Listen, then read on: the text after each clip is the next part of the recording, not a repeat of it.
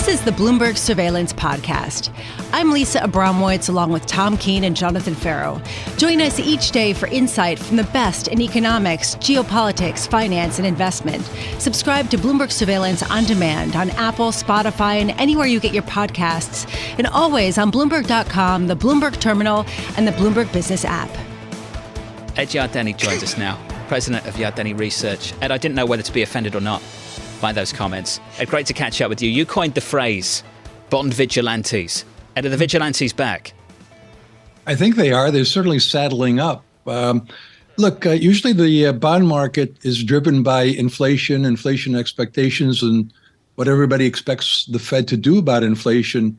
Usually supply and demand really don't matter that much. And that's usually because federal deficits tend to widen during recessions when the Fed's lowering interest rates. This time around, we've got the federal deficit widening when the economy is doing well, and I think the bond vigilantes are quite concerned about that. Way too much supply. How much of this bond move is a threat, a headwind to your bullish equity call, Ed? Well, look, I thought we would end up the year at 4,600 on the S&P 500. We got there at the end of July, and I decided not to raise my forecast. So I'm looking for the market to either move sideways or continue with this pullback, maybe even down to the 200-day moving average, and concerns about what the bond markets, bond vigilantes are going to do.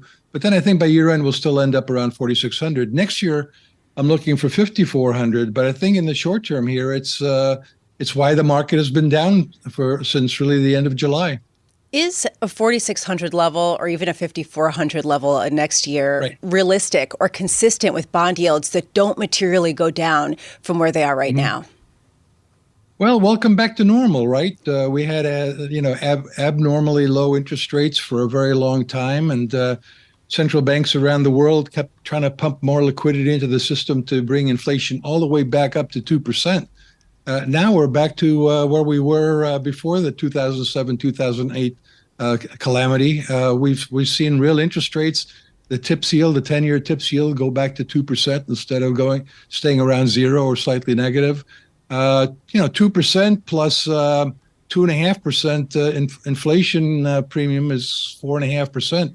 So that's pretty close to where we are. And so far, the economy is demonstrating that normal is okay. I mean, even the housing market has recovered despite the fact that interest rates have gone up. Look, I remember when I was younger, I guess it was forget when I was younger, it was 1980s, early 1980s. I paid 6% for a mortgage in Westchester.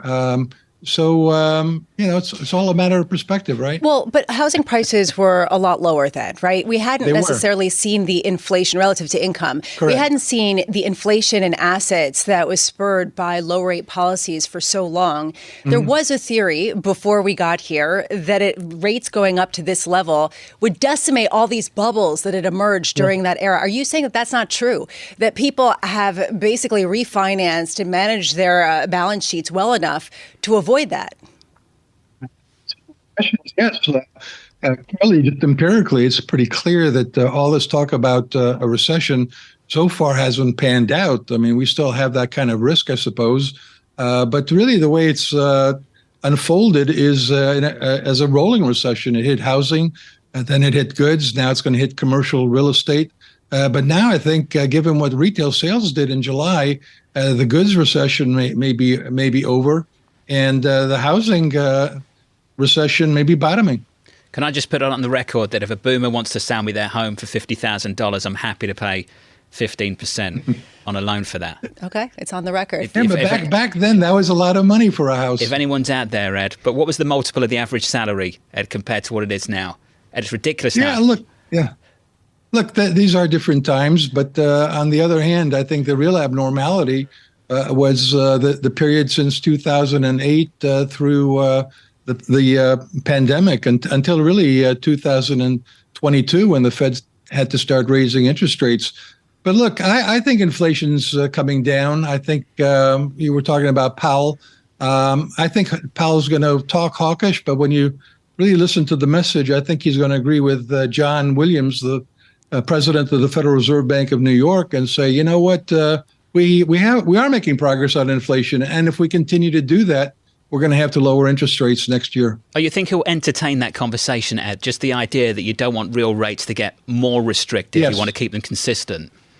I do. I think John Williams is very influential at the Fed, and I think he and Powell tends to talk to each other quite a bit, and Williams tends to be sort of the theoretician, and Powell's the pragmatist that implements policy. I look, they can't really afford to see this bond yield keep going up.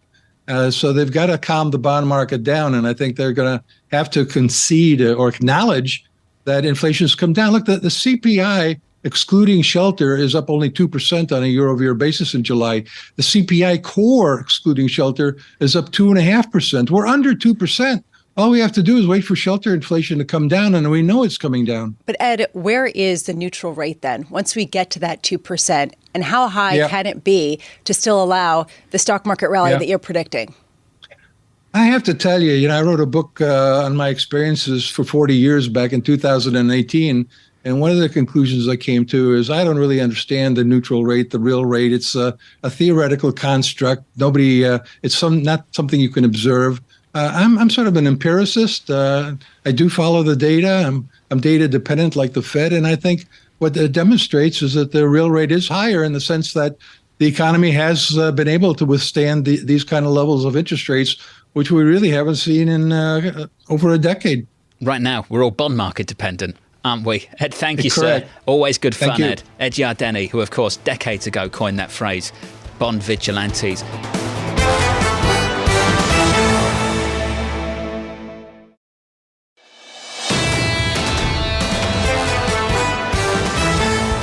Kelsey Berro joins us now, fixed income portfolio manager over at JPMorgan Asset Management. Kelsey, good morning. Good morning. We're not going to talk about the housing market, don't worry. We're going to talk about your bond market call. We know you've been pretty bullish on fixed income. We've caught up with Bob and yourself a few times over the last few months. We were looking for 3% right the way through the curve. This bond market's moved against you. Is this a buy now, and why is it a buy? Yeah. So the market has moved higher over the course of the month. It feels like bond buyers has essentially gone off to vacation. But we do view this as a buy.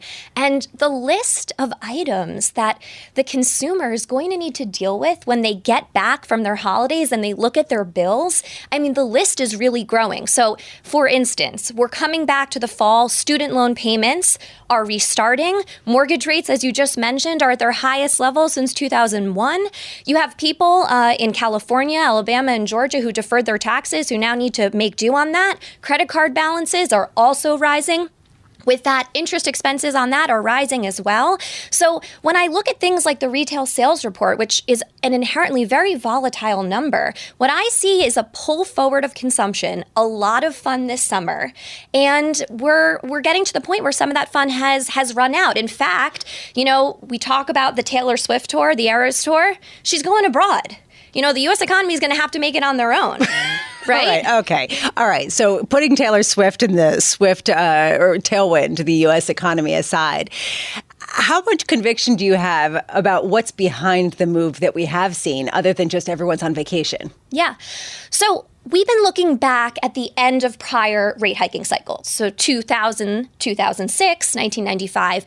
What we found in that all of those scenarios, when the Fed stops, everybody thinks that we've engineered a soft landing. If you go back and you look back at 2000, 2001, 2006, 2007, we were talking about the exact same things. Soft landing, we weren't sure if policy was tight enough. It looked like the Fed had done it, okay? So now we're trying to assess, is this another soft landing or is this potentially a false signal? And then there's a couple things that we're seeing now that indicate to us that, things may get a little bit more tricky as we move into the balance of the year. Things that didn't happen in the 1995 cycle, for example. And I use 1995 because that's the benchmark, right? Everyone uses that as the perfect example of a soft landing. Well, in 1995, the 3-month 10-year yield curve, it never inverted. In 1995, credit in the H8 data from the commercial banks that you look at on Friday at 4:15, never contracted, right? Right now, it's in contraction already. Right? All of these things are suggesting to us that policy is actually restrictive. We need to give it time. In fact, policy really has only been tight for a few quarters. So how aggressively are you buying right now? I think this is absolutely a time to be buying fixed income. So have you increased your purchases recently? Have you been aggressively increasing? We have been using a dial across the whole year, right? We've had a view that the Fed would get to around 5%. They would be able to pause. And over that time, we want to be increasing our allocation to fixed income for the diversification and for the income. That's what we've been doing. We continue to do that as we see new highs in yields. And it's new highs, but I would also point out the fact that 433 was the intraday high for 10s, 442 was the intraday high for 30s. We've been able to hold off on those levels. We've been able to back off those levels. So fairly encouraging there. Let's go back to last October. What's different about that sell-off and what's happening here? Last October when we hit those levels that you just described on a 10-year. What's different about this moment? The dynamics behind the move now compared to back then? Well, I think the most striking thing is that the terminal rate pricing has essentially remained unchanged, right? So it's been static around 5.4%. So really no movement there. The market is very comfortable with the terminal rate. I think if we really believed that these policy rates were not making an impact on the economy and that no one was bothered by 7% mortgage rates, then the market should be pricing a lot higher of a terminal rate, and it's not. Also, if the market truly believed that policy wasn't restrictive, inflation break-even should be taking off right now. They're not. So that's the difference. In October of last year, they hadn't done enough yet. It was still clear we hadn't done enough. I think we're in a different place now. It's a massive difference. And I would say a key dynamic we haven't discussed yet is the supply story. That wasn't discussed in October. It is being discussed now. Does that change the way we should think about fixed income and Treasury specifically at the longer end of the curve? Yeah, so there is more supply. Normally, demand comes in to match supply. I think we are still seeing that, right? It may be at a slightly incrementally higher yield to meet that demand, but we are still seeing that. You know, one of the things that I've been looking at, two things I've been keeping my eye on to see if there's some dislocation in the cash markets. One is swap spreads. So how are cash bonds, cash treasury bonds trading to the swap market? And then the other thing is primary dealer holdings. If there was a really big issue taking down this supply, if people weren't interested, we would see those primary dealer holdings really start to ramp up. We've actually seen fairly good takedown at the auctions. Indirect buying has continued to increase. So there are people, stronger hands, that are taking the yields at these levels. Just real quickly, given the fact that spreads on high yield have remained incredibly tight, how rich do you think that is? I would be very cautious with spreads in high yields in the low 400s here. This is a pricing that is perfectly priced for the soft landing. And when you look at the upside downside, how much tighter can you go versus how much wider can you go on spreads? I mean, to me, that asymmetry is very, very obvious. It's obvious in high yield. I think it's obvious in the pricing of the economy. And I think it's also obvious in bond markets. How much higher can you go? Maybe a little bit. How much lower can we go when the Fed starts cutting? A lot. Basically near the tights of the year, which is phenomenal. It is phenomenal. It's really phenomenal. For everyone that's talking about this breakdown in the equity market, I can go through the levels for you just briefly on the S&P 500. We're down 5% from the intraday highs in July. The Nasdaq 100 down something like 8% from the intraday highs in July. Given the move we've seen in the bond market, if I just said, there's your bond market move, guess what's happened to stocks? I think you'd go beyond 5%. If I said, guess what's happened to high yield? I'm not sure you'd guess we're near the tights of the year. Everyone would probably say this points to a market that's shrugging off and saying, Ed Yardeni is right, and this is the new normal, and it's just fine. Kelsey, good to see you. Thanks for the update. Thank you. Kelsey Berro there of JPMorgan.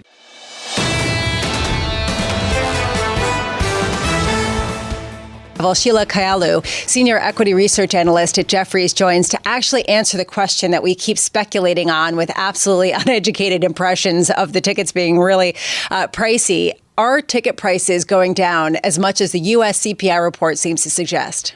Yeah, the U.S. CPI report seems to suggest ticket prices are going down, but that is only through, not necessarily encompassing all the venues that folks could buy tickets through. But, you know, over the long term, as we actually look at ticket prices, they actually have not been increasing. So it's still great value, even though it's no longer $400 to get from the East Coast to the West Coast, and it might be $700, and that seems like a big increase. There's no other way to simply do it. So yes, ticket prices have not really been increasing over the long term as much as people expect.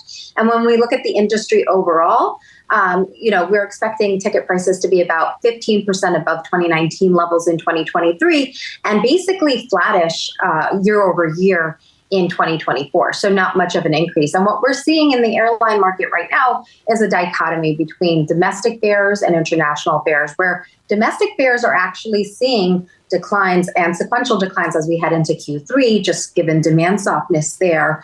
And we could talk more about that. But international continues to be up robustly, 25% or so versus 2019 levels. So much more strength in international travel and fares is what we're seeing. Bear with me for a second. I want to get a little granular because domestic fares might be coming down in general and international fares may not be. There is an issue about where domestically. Is this a question of vacationers seeing prices go up significantly and business travel, which hasn't come back to the same degree, not necessarily seeing that same kind of pressure? So some of the sort of mid-tier cities that aren't as much vacation destinations are the ones where prices are going down. Yeah, it's really interesting because I think a lot of the uncertainty is out of, the macroeconomic factors. I think we could all agree it's pretty much a soft landing and not a hard landing. So why are we seeing this yield softness in domestic markets? Or is it just specific markets that are seeing it because corporate's stagnating at 85%? So maybe post-pandemic, there's different features that are going on in different cities. So somebody in Ohio might not be necessarily commuting back to Chicago in January. Southwest cited that as an example of a route that's no longer fulfilled as much as one would expect. So that's on the corporate demand stagnating and also changing travel trends. And what we're seeing in the U.S. market as well is there's domestic capacity tightness right now, but we're expecting domestic capacity to increase at a 7% rate from 2022 to 2025. So think 4,400 aircraft going to about 5,000 plus over the next 3 years, and that's double the rate of air traffic. So what's flooding the market with capacity right now is also the low-cost carriers like Frontier and Spirit. And so that might be causing the pricing softness as well as everybody adds to these same domestic routes instead of creating new markets. If prices go down, does that mean that the experience gets even worse? Not necessarily, but obviously, what we're seeing is also an increase in the cost side of the equation, whether that's jet fuel is up significantly since May, and obviously labor agreements are calling for 30% salary increases or so.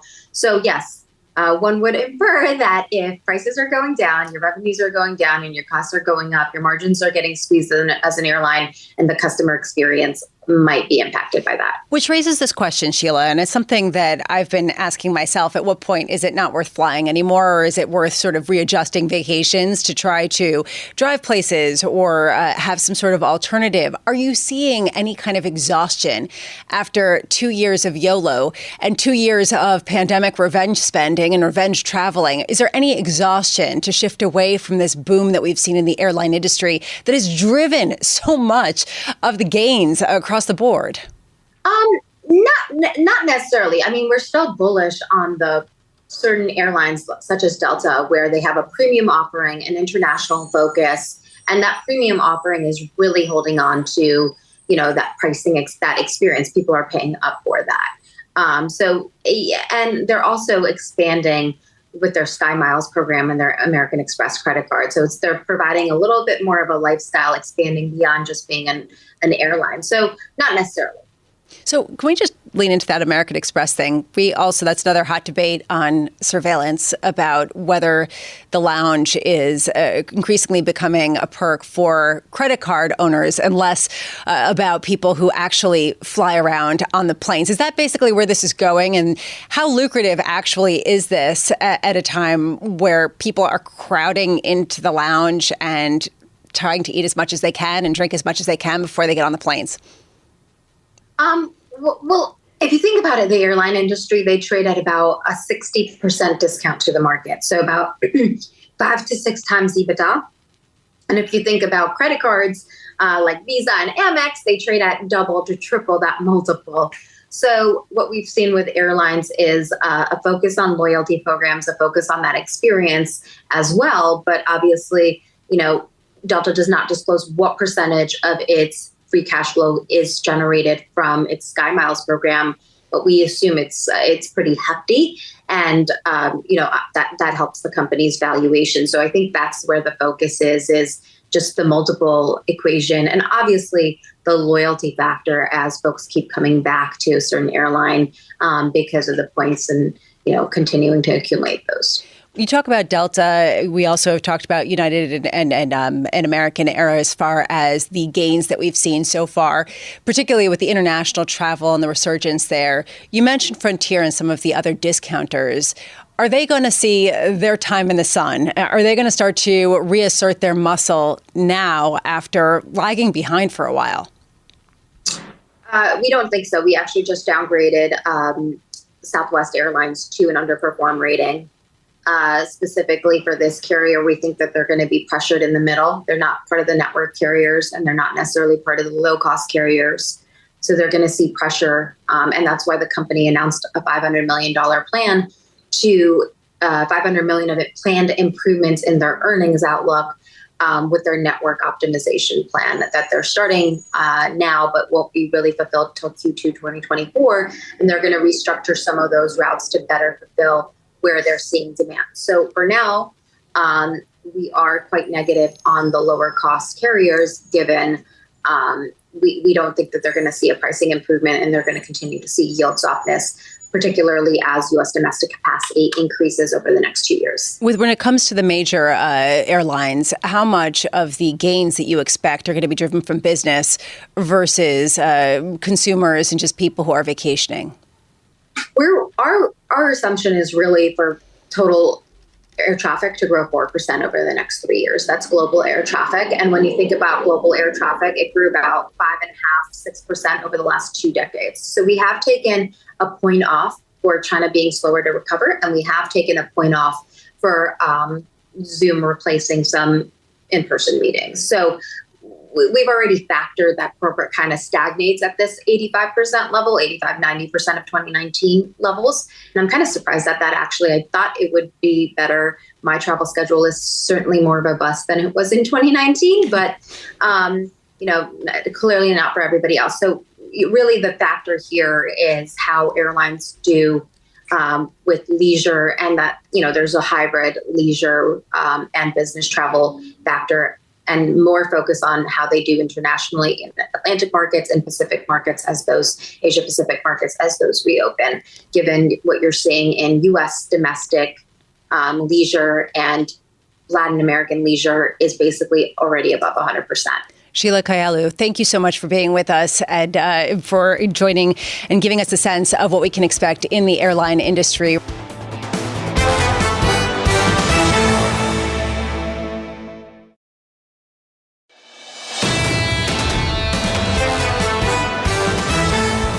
Steve Pagliuca, the senior advisor at Bain Capital and co-chairman of Atalanta, an Italian football club, who kicks off their season later on this weekend against Sassuolo on Sunday. Steve, wonderful to catch up with you. We just wanted to start with Saudi's influence on the game. You're in the transfer window, the transfer market. You're trying to acquire talent. Just how distorted is this transfer market now, Steve, in Europe? Well, it's been pretty extraordinary, John. Actually, we just had a meeting with some of the Saudi folks. One of our players has been purchased by the Saudis this morning, and it's been extraordinary kind of injection of capital and increased the price of players dramatically. Steve, has it upset the salary structure at clubs like your own? Have you noticed that? Have you had players come to you demanding larger sums of money? It really hasn't upset because we've been dealing with the top 5 leagues pay pretty well. And the Premier League probably pays the best, and so we've been dealing with that. So the Saudis are no different. But I think the Saudis maybe even will disrupt the Premier League because it looks like players are getting paid, at least 3 times what they made either in the Premier League or either in Italy, maybe 4 times. So we'll see how long that's sustainable. But for now, it's certainly injected a lot of capital into football.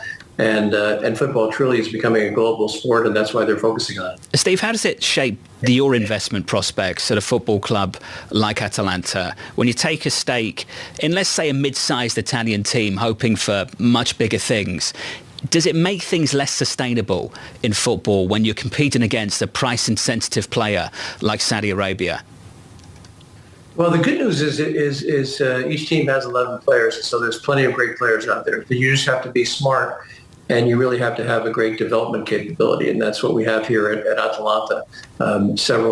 We've developed hundreds of players for our own team and other teams. So it's going to really put the emphasis on development and also being disciplined and making smart purchases and not paying inflated prices for mediocre players. So I think it's no different than the Premier League. The issue in the Premier League is you have a couple of clubs directly controlled by sovereigns, and obviously they have lots and lots of capital, so it makes it difficult for the 16 clubs to compete there.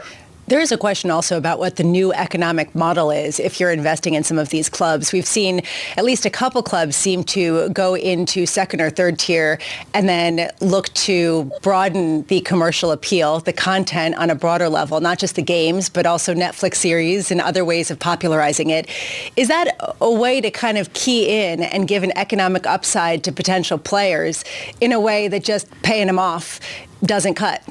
You have to look at all mechanisms to help the players, and certainly in European football, you need to have the most attractive team, the most attractive situation, and attractive sponsorships. And so that's what we're trying to do here at Atalanta, and obviously win. We're in the Europa League. We're trying to get to the Champions League, and so it's a big boon for us to be in the Europa League and play the best clubs.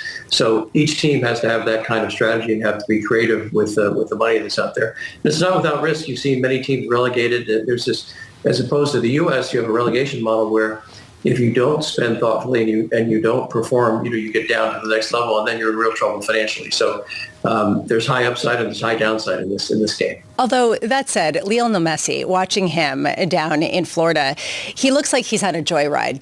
Jon's pointed this out, that basically he's just going through the field, kicking goals in and left and right, and dominating in every which way. People are still signing up. People are still watching. Is all you need one good player, one good drama, one good something to hook in viewers beyond just an incredible competition? Well, Messi is one of the best 2 or 3 players in the entire world, so it's great that Miami's landed him. And I think he turned down $200 million a year, something on the order of that, to play in Saudi. So that's incredible. So I think Apple has done a great job, and the league's done a great job bringing him in to continue to grow soccer in the U.S. And I hope it continues to grow because it's a world game and it's going to benefit everybody. New York Red Bulls. In the next couple of weeks. You seen the price of those tickets? No, I mean, it's the Messi effect. Have you seen the price of those tickets? I have not seen the price. If you want to sit, let's say halfway line, great tickets, typically at a stadium like that, to watch a team like that, maybe you'd pay like somewhere up to $100, maybe $1,000, $1,000 to go and watch Messi. It's a rock star in New York. Just ridiculous. Steve, can we define success for this season, and not just for Atalanta? I think there's a lot of people watching that want your view on the Celtics as well. What does success look like for your teams this year? Well, we're contending for a championship in Boston. It's about championships, and we try to construct the team so we can win. I'm very optimistic this season. We have a great group of players coming in. Porzingis is going to add a lot up front. That was a fantastic job Brad Stevens with Grossbeck and the team did, getting him to come to Boston. He had several opportunities, and we were able to pull off a trade. So we're very excited about this season. Our fans are excited, and I can't wait for it to start. From a financial perspective, going forward, do you expect the same amount of interest in buying sports teams across the world if we do have a new interest rate structure, if we do have suddenly a higher cost of money? Definitely a higher cost of money is going to impact that, and team values are already very high. So it is hard for teams to grow 10 times or 20 times off the high basis they're at, and the high interest rates are affecting everything. Now, that being said, for at least 2/3 of my lifetime, T-bills have been at 5%. We've only had this anomalous period since the crisis in 2008, where they went down to 1% and 0.5%. So there's no more free money, and that will definitely impact what people can do. But other factors like the Saudi oil and the huge expansion of sports in terms of streaming and be able to get any sports team at any time that you want with today's technology, really globalized sports. And so I see the values continuing to increase because you're having people tune in from China to see Messi in Miami, and you couldn't do that 20 or 30 years ago. I lived in Holland in the late 70s, and the best I could get was the International Herald Tribune 3 days later would give me the sports results from the U.S. World Series. Or I'd have to pay $20 a minute to call someone in the U.S. to find out who won a game. So that's a huge advance in my lifetime, where now you can get out your phone and be on the subway in China and watch the Celtics play the Lakers. That's incredible. Unreal. Steve, Atalanta, Milan, December 10th. Let's make that happen. Your club against my club. We're going to go watch that together. December 10th, Atalanta, AC Milan. Yeah, that's going to be a big one for us. It has a lot of subplots to it as well with the trading and things we've done with them, and their arrival that's 45 minutes away from here. So that's always a huge game. So let's definitely do that. I'll book it down. We'll make that happen. Steve, congratulations for all your success. Good luck at the weekend. We appreciate your time this morning. Steve Pagliuca there of Bain, of course, and Atalanta, Boston Celtics. Right. Take your pick, Bramo. Subscribe to the Bloomberg Surveillance Podcast on Apple, Spotify, and anywhere else you get your podcasts. Listen live every weekday starting at 7 a.m. Eastern on Bloomberg.com, the iHeartRadio app, TuneIn, and the Bloomberg Business app. You can watch us live on Bloomberg Television and always on the Bloomberg Terminal. Thanks for listening. I'm Lisa Abramowicz, and this is Bloomberg.